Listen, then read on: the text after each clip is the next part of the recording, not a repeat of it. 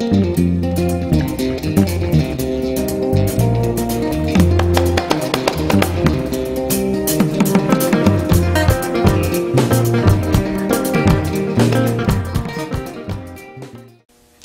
my name is Stanley Heller. Welcome to The Struggle. The Struggle is shown on 21 cable stations from Vermont to New York City and 24/7 on the internet at thestruggle.org. We're going to talk about something that's so shocking as to be unbelievable to some. Jews who collaborated with the Nazis during the 1930s and the start of World War II. I'm not talking about some nutcases, but the leaders of groups that eventually founded the State of Israel. Now, before you shake your head and turn the channel, listen to a headline from this week's Jerusalem Post. It's from September 23, 2009. It reads, "When Zionists made a deal with the Nazis." It was written by historian Edwin Black himself, a Zionist, who has written a whole book about how Zionist organizations in the 30s broke the boycott against Germany and sold Nazi goods in Palestine. Coincidentally enough, Lenny Brenner, a historian who specializes in this period, has just released a paperback edition of his book, 51 Documents, Zionist Collaboration with the Nazis. I interviewed him about it in New York City in August. We'll present a portion of the interview on the show today and all of the interview on our website. You've written 3 books that detail collaboration by major Zionist organizations with Mussolini's fascists and Hitler's Nazis. Is that right? Yes. At that time, in other words, the Mussolini-Hitler period, the Zionist movement was divided into, from about 1931 on, into 2 rival organizations. One was called the World Zionist Organization, and the other one was called the Zionist Revisionist Movement. Okay? Now, they merged sometime in the 50s again, and the Bibi Netanyahu, his party, or the Likud party, are the direct descendants, as it were, of the Zionist revisionist movement of the 20s and 30s. Okay.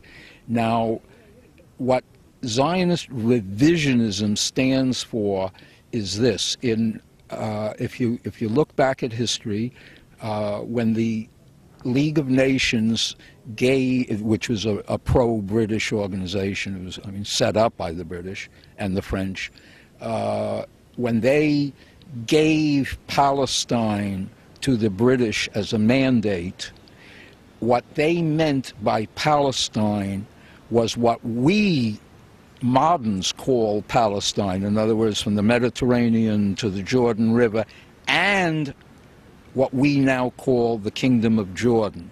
Okay? But in 1922, the British took Jordan away from the so-called Jewish national homeland and gave it to the Hashemites, who had gotten kicked out of Mecca by Ibn Saud. All right? The World Zionist Organization leadership decided, look, there are no Jews in Jordan, so and not that many in what we call Palestine, so basically they're taking away what we don't have, so, you know, what we can't use. So, okay, we're not going to make a big fuss about it. But Vladimir Jabotinsky, who was the founder of Zionist revisionism and one of the leaders at that time of the World Zionist Organization, he said, no, no, no, no. You can't just let the British take away Jordan from the so-called Jewish national home, because what that'll do is it'll convince the Arabs that, hey, we got them to give up, we got the British to give up Jordan to us. If we keep on fighting, we'll get them to give up the rest of Palestine. You gotta say no, okay? You gotta demand that the British revise their policy. So that's how they got the name Zionist revisionist, okay?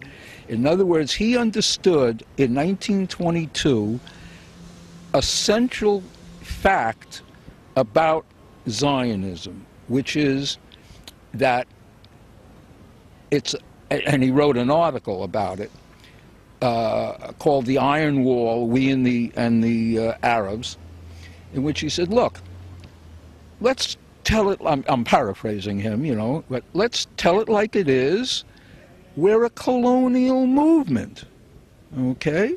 Well, if you look at the history of colonialism anywhere in the world, the natives always fight the colonials, okay? And they keep fighting until it's impossible for them to win. Like the Indians in the United States, you know, fought for, you know, 2 centuries and finally reconciled themselves when it was impossible for them to win. So we have to have an iron wall. What he meant was an iron wall of bayonets, okay, in order to build Zionism in Palestine. And we can't give up an inch. You know, I want to go back a step and get into a very basic thing, because we never really clarified what is Zionism, because some people say, well, Zionism, that's just Jews or what they believe in, and I think we have to cover the distinction. Well, you know, Zionism is sort of hard to define, because it has the Zionist movement has its idea, you know, and then the rest of us have our idea. Basically speaking, it was an invention.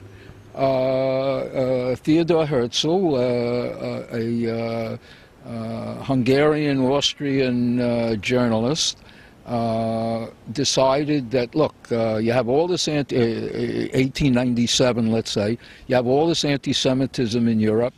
It's going to go on until the Jews are smart enough to get out and go back to their homeland in what we call Palestine, but, you know, what he would have called Judea, okay, or, you know, Israel is a later name for that, okay. Obviously, the Jews come from Judea, if you know what I mean. Okay. Let's say in 1897, the average Jew in Russia, Tsarist Russia, or Austro-Hungarian Empire, Germany, wherever, most of them wanted to get their rights in their country, okay? If they didn't want to wait around until they got their rights from the Tsar or whatnot, they packed up and emigrated to the United States, where they were more or less equal.